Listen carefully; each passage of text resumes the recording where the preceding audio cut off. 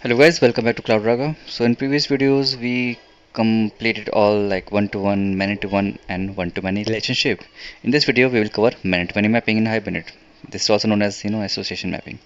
Okay, so in Hibernate we have this many-to-many mapping where we will have two entities and they will be like every single row will be connected with all the fields of other table, and this same thing will happen with other table, like vice versa it happens. So we have these two classes, user.java and product.java. They are connected, and this time both are n times, right? So one object of user will connect it with all the objects of product, and same thing, one object of product will connect it with all the objects of user class. So one many to many will happen. Many fields of this user class will be mapped with many fields of product.java. So this is what we are going to achieve.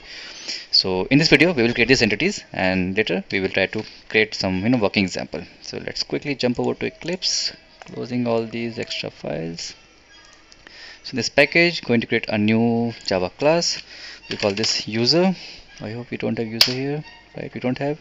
So I have to create ID, name, and then mapping. So um, same like private int ID, done.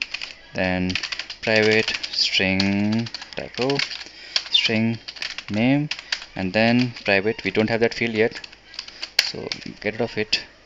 Let's create Java class for product.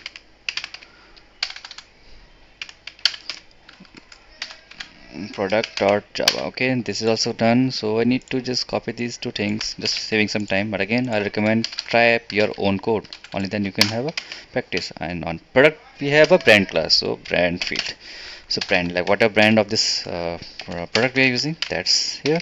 Okay, now we can go back to our, I'm going to keep this user as a primary table, right?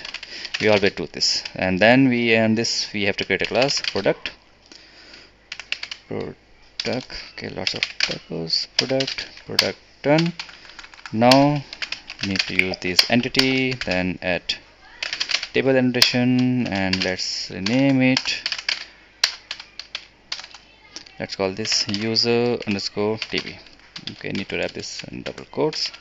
Done. And since it's a entity, so need to give, this is optional, generate value, but again it's good to have. So your primary key gets auto generated. So I'll copy these two lines here, paste here, then these two lines as well. Of course need to change the table name, so it's going to be product tb. Okay, product table is also done. So we have these two fields. Great. Now what?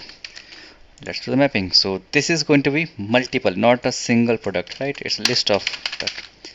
So list of product, done.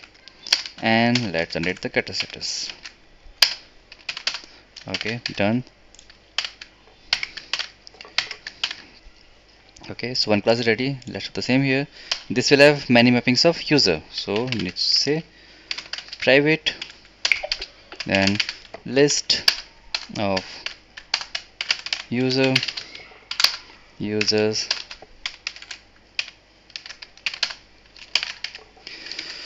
Okay, now what? Let's do the mapping.